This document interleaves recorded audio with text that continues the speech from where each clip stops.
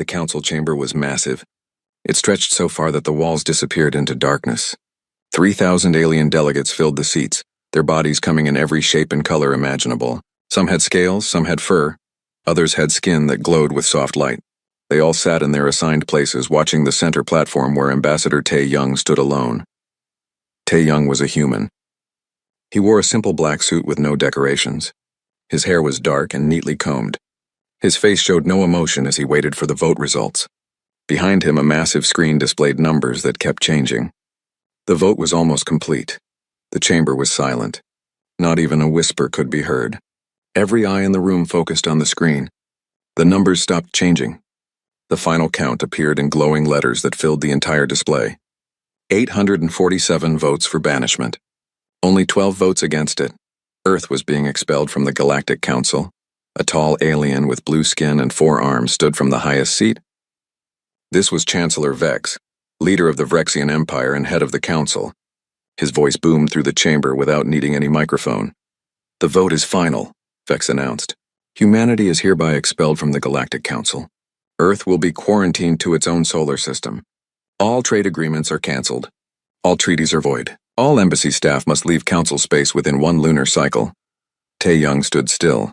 He did not react. He simply listened. One by one, alien delegates stood to explain their votes. A green reptilian creature spoke about humanity's military buildup. A floating jellyfish-like being complained about human expansion into disputed territories. A crystalline entity voiced concerns about human aggression and unpredictability. "They are too dangerous," one alien said. "They move too fast," another claimed. "They cannot be trusted," a third declared. The complaints continued for an hour. Tae-young heard them all. He did not interrupt. He did not defend humanity. He simply stood there with his hands clasped behind his back. Finally, Chancellor Vex turned to the human ambassador. "You may speak now if you wish. What do you have to say for your species?" Tae-young stepped forward. The lights focused on him. 3,000 aliens waited to hear humanity's defense. They expected anger. They expected pleading. They expected threats. Instead, Tae-young smiled. "Thank you," he said simply. His voice was calm and clear. "Thank you for this decision. Humanity accepts the Council's judgment. We will comply with all terms immediately." The aliens shifted in their seats. This was not the response they expected.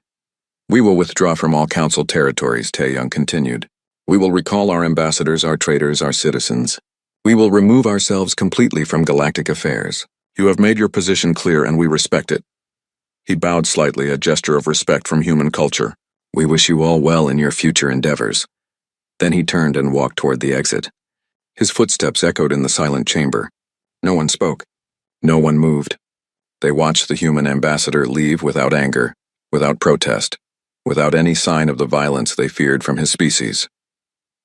As Tae-young reached the door, he pulled a small device from his pocket. It looked like a simple communication pad. He pressed one button and sent a single encrypted message. The message contained only 2 words. "Begin withdrawal." The door closed behind him. In the council chamber, the aliens began to talk among themselves. Many felt relieved. The dangerous humans had accepted their fate peacefully. Some felt uneasy. The humans' calm acceptance seemed wrong somehow. A few wise delegates felt the first stirrings of concern. They had expected a fight but got compliance instead. That worried them more than any threat would have. Tae-young walked through the long corridors of the council station. His face remained neutral, but inside he felt many things. Not anger at the aliens, not sadness at the banishment. Instead, he felt something close to relief, and beneath that, a cold satisfaction. Humanity had known this day would come. For 30 years, they had been part of the council. For 30 years, they had watched and learned. They had seen how the other species operated.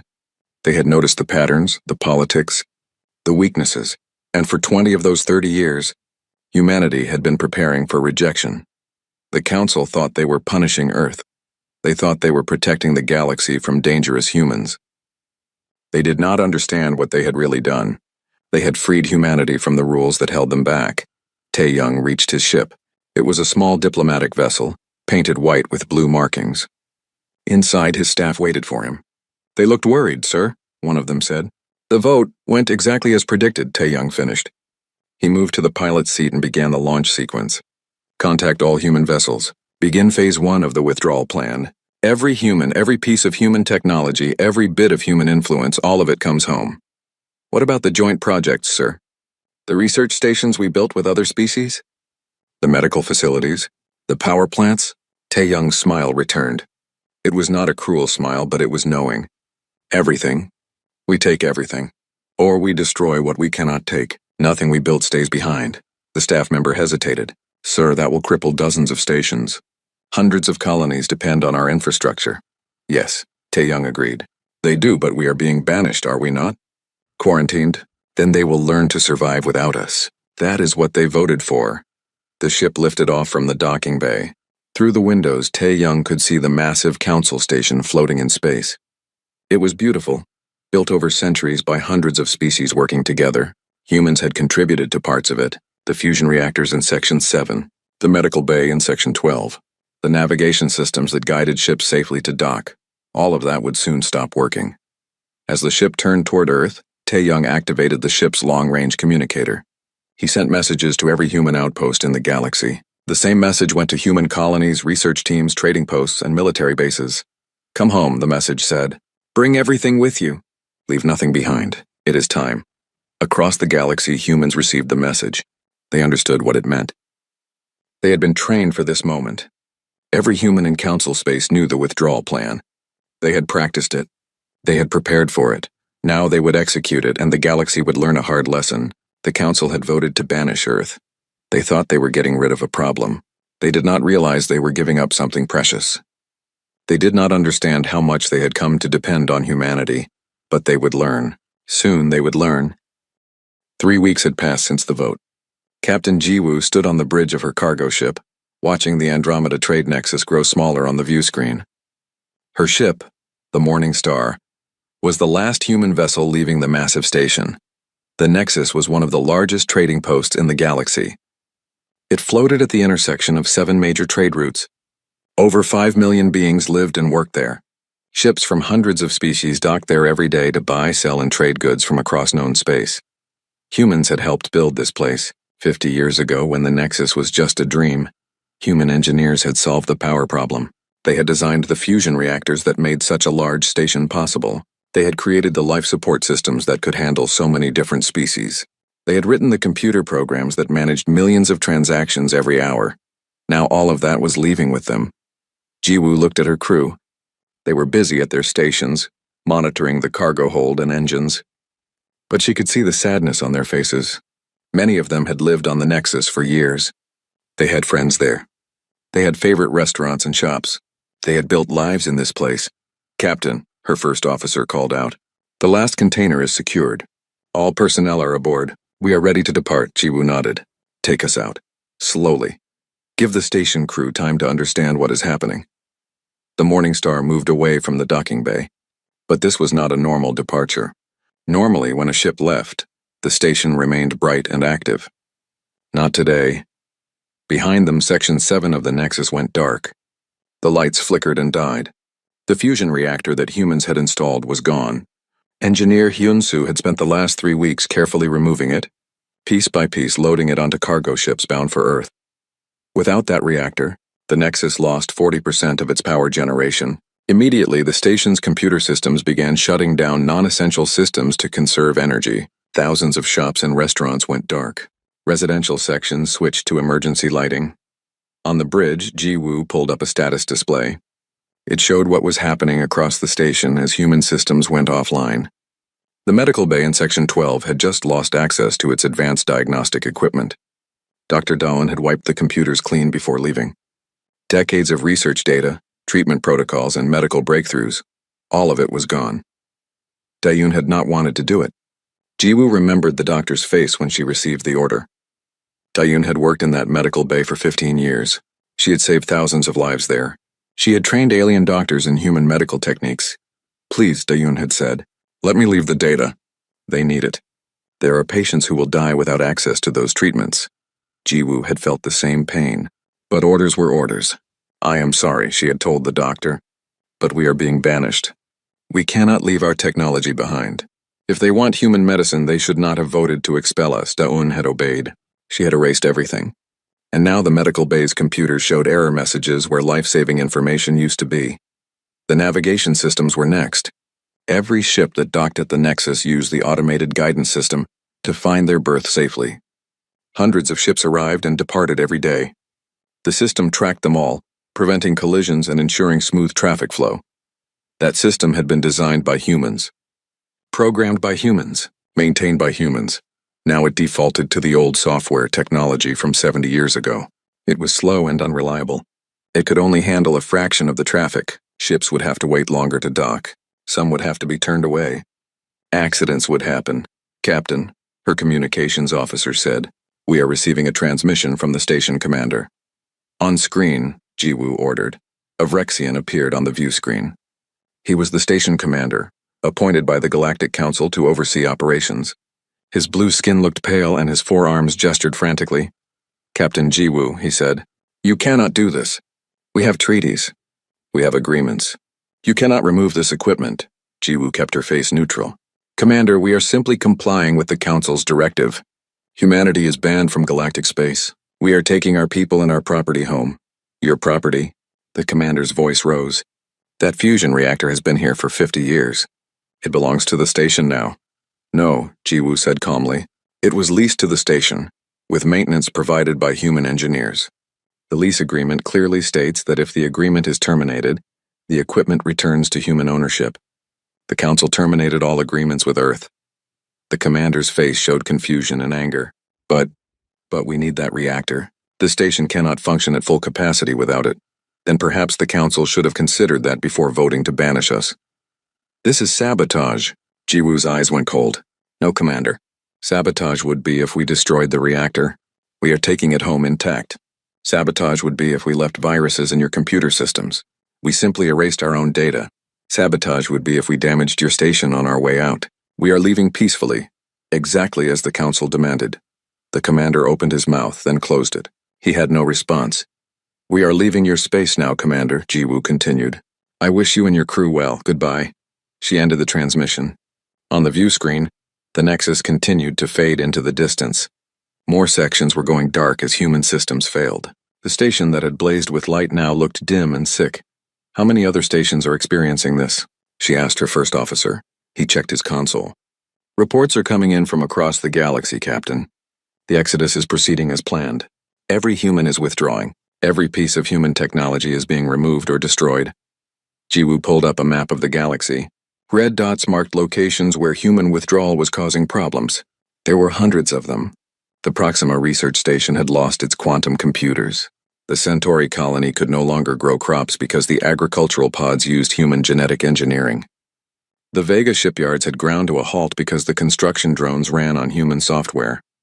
Everywhere humans had worked, everywhere they had helped, everywhere they had contributed, now there were gaps. Holes in the fabric of galactic civilization. "They did not think we mattered," Jiwoo said quietly. "They thought they could throw us away like garbage. They are about to learn how wrong they were." Her first officer nodded. "The Galaxy Advanced Research Institute just sent out an emergency message. They lost access to the quantum physics database. Every paper humans published, every discovery we shared, every breakthrough we made, all gone. Scientists across the galaxy are complaining that years of research just disappeared." Jiwoo felt no sympathy. They voted for this. Every single delegate who raised their hand to banish Earth voted to lose access to human knowledge. "We are just giving them what they wanted." The morning star reached the edge of the system. Jiwoo took one last look at the trade nexus. It looked so small now, so vulnerable. She had lived there for 8 years. She had loved it there, but the Council had made their choice. They wanted humanity gone. They wanted to feel safe from the dangerous, aggressive, unpredictable humans. Now they would have their wish. But safety came with a price. They would learn to live without human innovation, without human medicine, without human engineering. They would learn that sometimes the things you fear are the same things you need. "Set course for Earth," Jiwoo ordered. "It is time to go home." The ship turned and jumped to faster than light speed. Behind them, the Andromeda trade nexus struggled with power failures, system crashes, and equipment malfunctions, the first signs of what was about to happen across the entire galaxy. The Council had voted to banish Earth.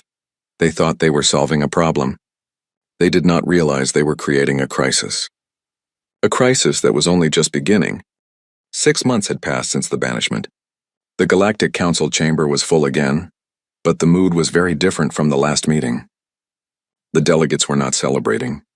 They were arguing. Some were shouting. Others looked worried and scared. Chancellor Vex tried to maintain order, but even his booming voice struggled to be heard over the chaos. Finally, he activated the sound-dampening field. Every voice in the chamber was suddenly muted except his own. "Silence," he commanded. "We will have order." The delegates stopped shouting, though many still looked angry. Vex gestured to a Peltheran counselor to speak. The small furry creature stood on his seat so others could see him. His name was Yunji, and he looked exhausted. "The shipping crisis continues to worsen," Yunji reported. "Trade routes that have been safe for centuries are now dangerous. Ship accidents have increased by 300%. 12 vessels were lost just this week." Murmurs of concern rippled through the chamber. "How is this possible?" another delegate asked. "These routes have been used for thousands of years." Yunji pulled up a holographic display. It showed shipping lanes across multiple sectors, marked with red dots where accidents had occurred. The navigation algorithms, they were designed by human mathematicians. When the humans withdrew, they took the algorithms with them. "We have reverted to older systems, but they are not adequate for modern traffic levels." A Dravian senator stood up. Her scales were bright red with agitation. "This is sabotage. The humans deliberately left us crippled." "No," Yunji said firmly. "They simply took back what was theirs. We expelled them, they left. They did not attack us or damage anything. They just took their technology home." "The result is the same," the Dravian insisted. Another delegate spoke up. "The shipping problems are not the worst of it. The medical crisis is worse, much worse." This delegate was a doctor named Kyung-soo. He was human, no wait. He looked human, but he was not. He was a Harathan, a species that resembled humans. He had stayed after the banishment to help with the transition. Kyung-soo displayed medical data on the main screen. "The Xerian plague has returned. It was eradicated 20 years ago using a treatment developed by human doctors. But that treatment protocol was removed from our databases when the humans left. The disease is spreading across 4 sectors. Millions are infected. Thousands have already died." The chamber fell silent. The Xerian plague was ancient and deadly. It had killed billions before humans found the cure. "Can you recreate the treatment?" Chancellor Vex asked. Kyung-soo shook his head. "We are trying. But human medicine is very different from ours. They think differently. They see patterns we miss. The cure involves complex genetic therapies that we do not fully understand. It could take years to redevelop it. Maybe decades. Then contact Earth," the Dravian senator demanded. "Demand they give us the treatment. This is a humanitarian crisis. We tried," Yunji said quietly. Ambassador Tae-young responded. He said that Earth respects the quarantine. They will not share technology with the Council. They will not interfere in galactic affairs. That is what we voted for. But beings are dying. Yes, they are. And Earth is letting it happen because we told them to stay away. Another delegate stood. This one represented an agricultural colony world. "It is not just medicine and shipping. Our crops are failing. For the last 30 years, we have used genetically modified seeds developed by human agricultural scientists. These seeds produce 3 times the normal yield. They were resistant to disease and drought. When the humans left, they stopped supplying new seeds. Our stockpile is depleted. This season's harvest will be less than half of what we need. People will starve." More voices rose up. A mining colony reported equipment failures because human engineers were no longer available for maintenance. A research station complained that crucial experiments had to be abandoned because human-designed quantum computers had been removed. The industrial world said their factories were operating at 30% capacity because human automation software was gone. The list went on and on. Every aspect of galactic life had been touched by human innovation, and now all of it was gone. Chancellor Vex listened to each complaint. His face grew darker with each report. Finally, he had heard enough. "This is unacceptable. The humans cannot be allowed to hold the galaxy hostage like this." "They are not holding us hostage," Yunji pointed out. "They are simply absent. We told them to leave. They left. They should have left the technology behind. It was a gift to the galaxy, was it?" Yunji asked. "Or did we simply assume it was? Did we ever ask what would happen if humanity left? Did we ever consider how much we had come to depend on them?" The Dravian senator stood again. "I propose we take action. Military action. We should send a fleet to Earth and force them to restore the technology. We have superior numbers. They are just one species confined to one system." Several delegates voiced agreement. The idea of forcing humanity to help seemed reasonable to them. They had the power. They had the numbers. Surely Earth would comply with a show of force. Yunji looked at them in disbelief. You want to attack Earth? The species we just banished because we thought they were too aggressive and militaristic? We have no choice, the Dravian said. They are letting the galaxy suffer. Then let me show you something, Yunji said. He pulled up new data on the main screen. These are intelligence reports from the Sol system. Observe what humanity has been doing during their 6 months of isolation. The screen showed scans of Earth's solar system. The delegates leaned forward to look. What they saw made several of them gasp. Ships. Thousands of ships. They filled the space around Earth like a swarm of insects. But these were not cargo ships or civilian vessels. These were military craft. Warships of designs the Council had never seen before. That is impossible, someone said. They could not have built so many ships in 6 months. They did not, Yunji explained. They built them over the last 20 years. While we thought they were being too militaristic, they were actually preparing for this exact situation. They knew we would eventually banish them. He zoomed in on one area of the display. Look at the weapons. Our analysts have studied these ships. They use technology we do not recognize, weapons based on principles we do not understand. And look here! He pointed to massive structures orbiting Jupiter. We do not know what these are. Our best guess is that they are defensive platforms, but they could be anything. Chancellor Vex stared at the screen. His confident demeanor had vanished. How powerful are these defenses? We do not know, but our military advisors estimate that attacking the Sol system would require at least half of our combined fleet strength, and even then, success is not guaranteed. The casualties would be enormous. The chamber was silent. The delegates were beginning to understand their situation. They had expelled humanity thinking they were removing a threat. Instead, they had created an enemy far more dangerous than before. Perhaps we should negotiate, someone suggested quietly. Ambassador Tae-young has agreed to a communication, Yunji said. He will speak with us now if the Council wishes. Vex nodded reluctantly. A screen activated showing Tae-young sitting in a simple office. He looked the same as always, calm, composed, and faintly smiling. Greetings, Chancellor, Tae-young said. How may I help the Council? You know why we are calling, Vex said. The galaxy is suffering. We need your help, do you? Tae-young tilted his head. I was under the impression that the galaxy wanted nothing to do with humanity. 847 delegates voted to expel us from your community. That was a mistake, the Dravian senator blurted out. We see that now. We need you. We need your technology, your medicine, your expertise. Tae-young's smile did not change. I see. So when you needed to feel safe from us, you banished us. Now that you need our help, you want us back. How convenient. Beings are dying, Vex said firmly. Does humanity not care? Of course we care, Tae-young replied. We care very much. But we also respect the boundaries you set. You quarantined us to our solar system. You told us to stay away. We are honoring your wishes. We made a mistake, Yunji said. We admit it. We were wrong to expel you. Please, will you help us? Tae-young was quiet for a moment. When he spoke again, his voice was colder. Help you. After you branded us as dangerous. After you threw us out. After you celebrated our departure. Now you want help, yes, Vex said. Name your price. What do you want? Nothing, Tae-young said. We want nothing from you. We will remain in our system. We will continue to develop our civilization. And you will learn to solve your own problems without depending on humanity. You would let millions die to make a point? The Dravian accused. Tae-young's eyes went hard. We are not letting anyone die. You are letting them die. You created the situation. You chose to reject our help. Now you must live with that choice. He paused, then continued more softly. But I will give you some free advice. Before you consider military action against Earth, I suggest you review your intelligence reports very carefully. Study what we have built in the Sol system. Ask yourselves if you truly want to test our defenses. We did not spend 20 years preparing just to surrender when threatened. The transmission ended. The war room deep inside the Council headquarters was cold and dark. Only the light from holographic displays illuminated the faces of those gathered there. Military commanders from a dozen species stood around a central table, studying the data that intelligence officers had collected about Earth's defenses. Commander Bora's name appeared repeatedly in the reports. She was the leader of Earth's defense fleet, a human woman who had risen through military ranks faster than anyone in recorded history.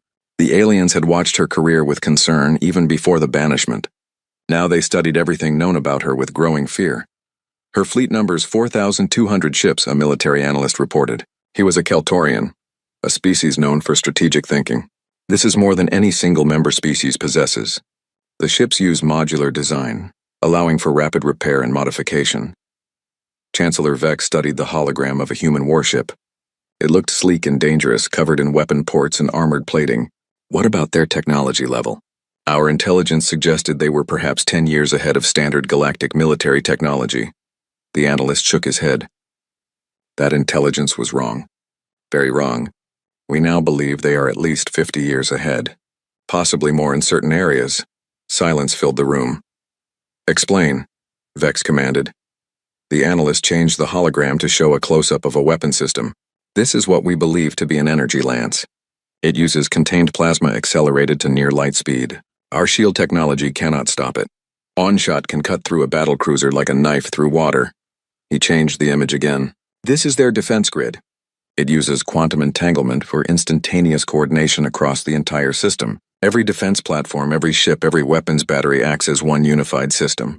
There are no communication delays, no chance to exploit gaps in their coverage.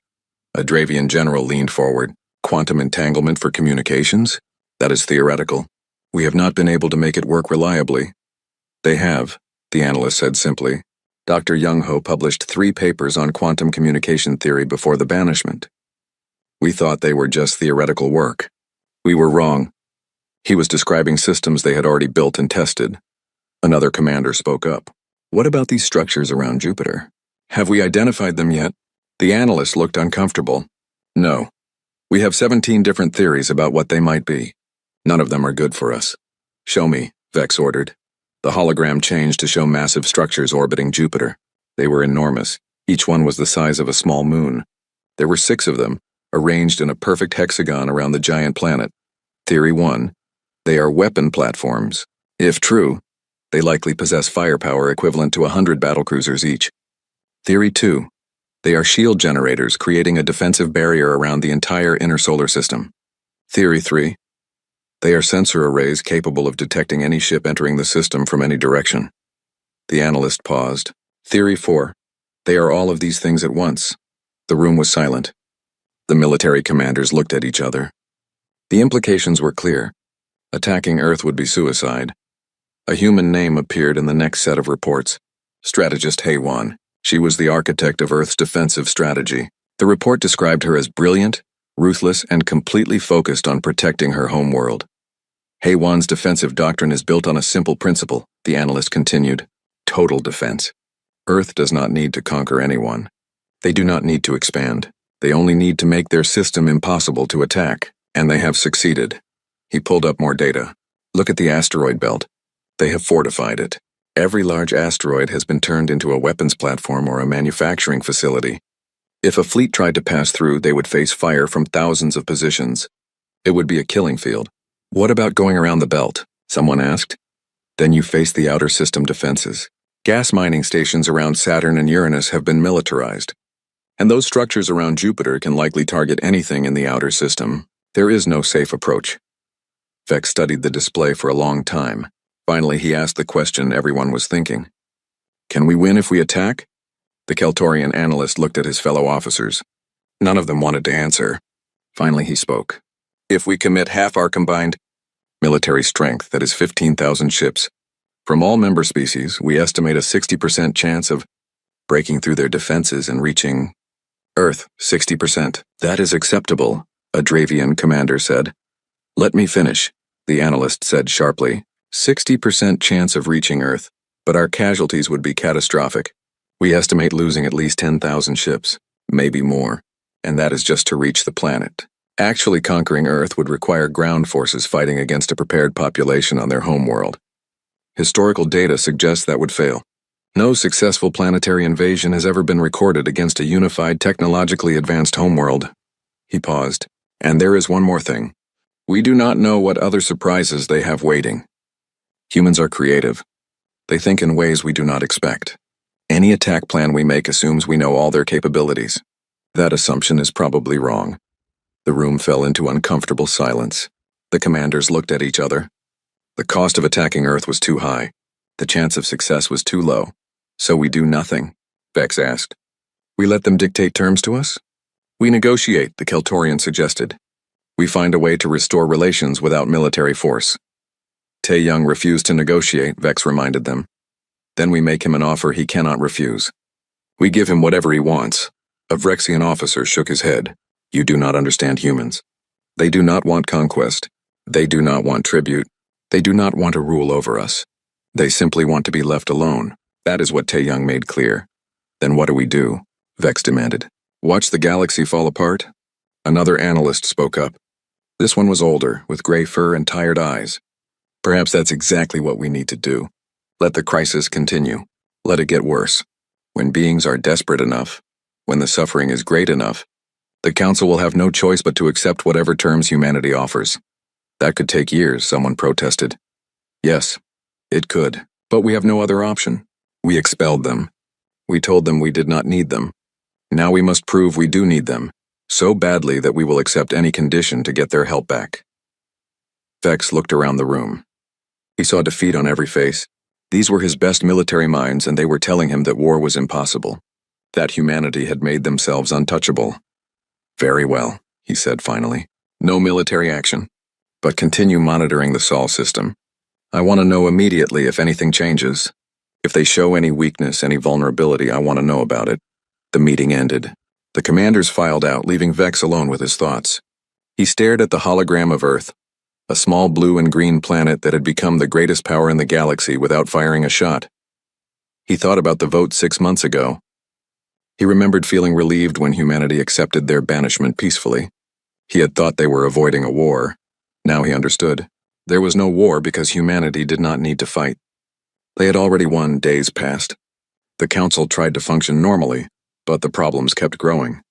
More ships were lost in accidents. More beings died from diseases that were once cured. More colonies faced starvation.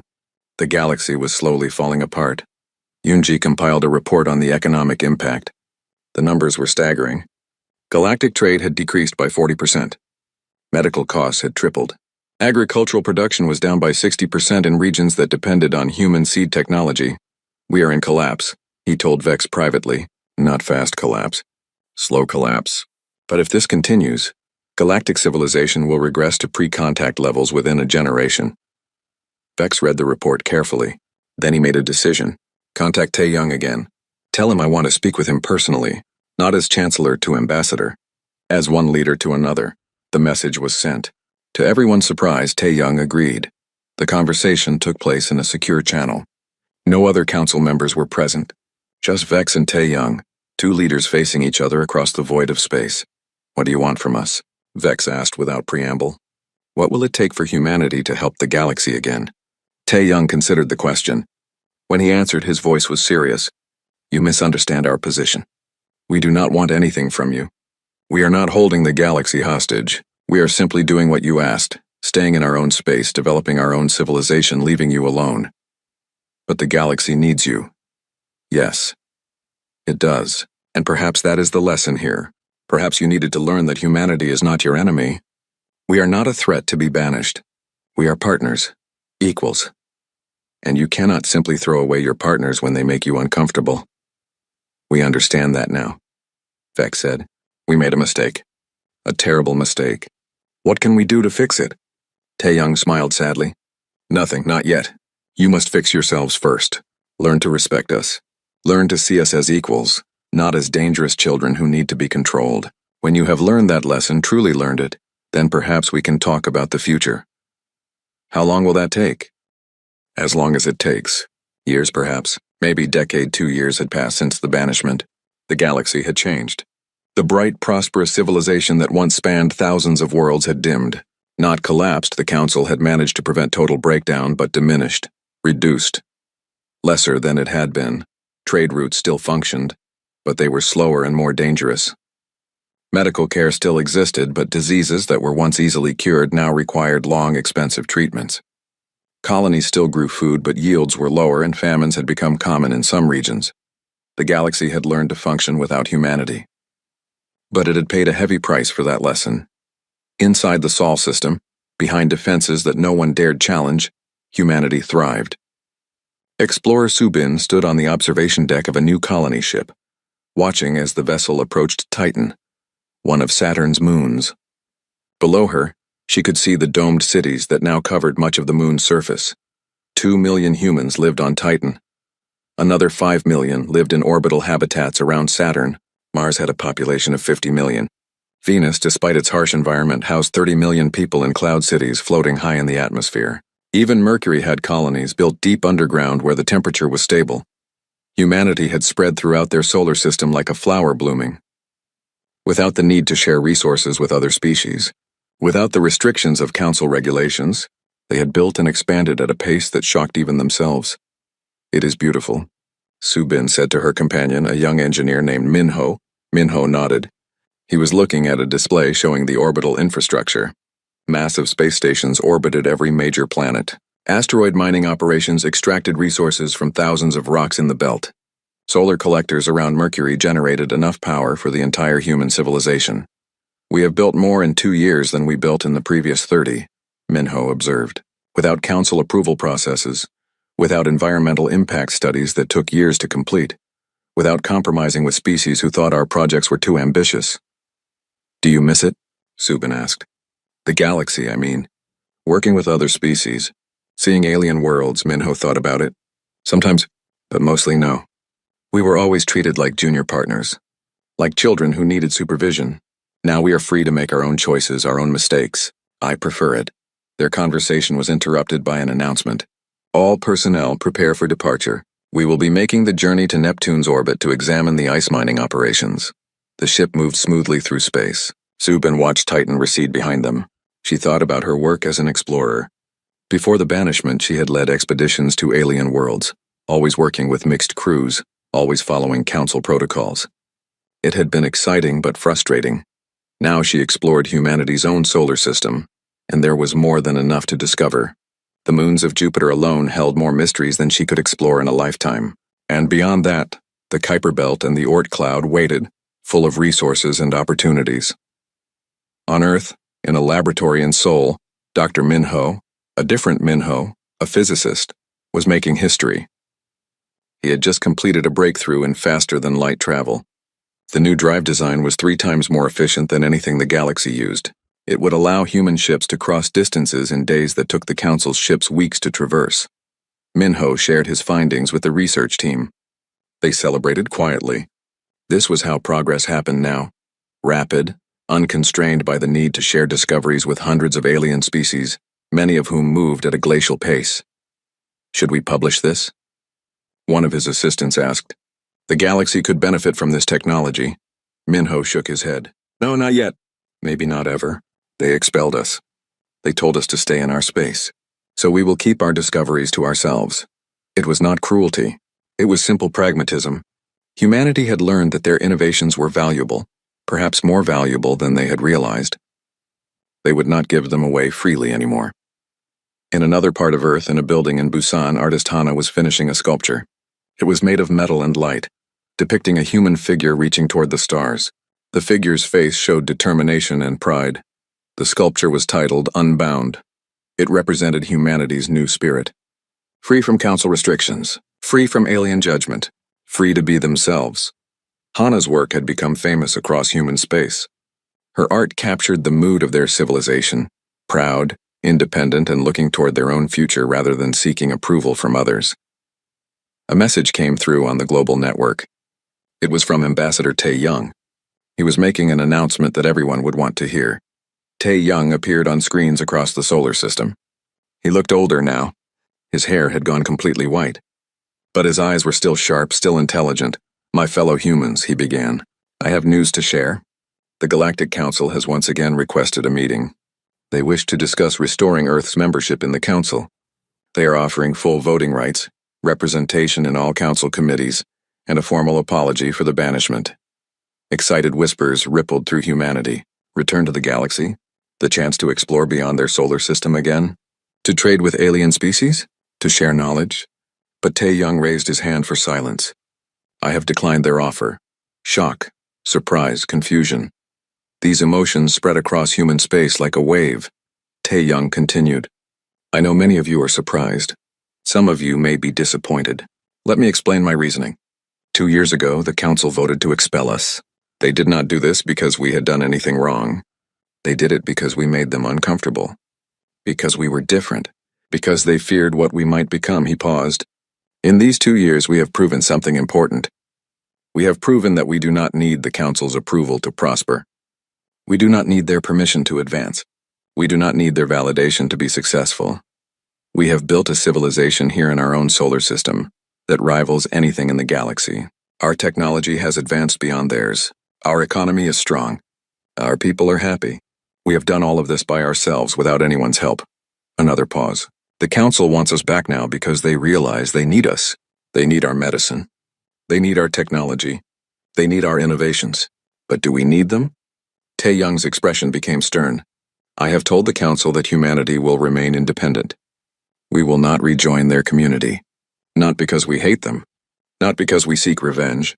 But because we have learned to value our independence. However, I've also told them this.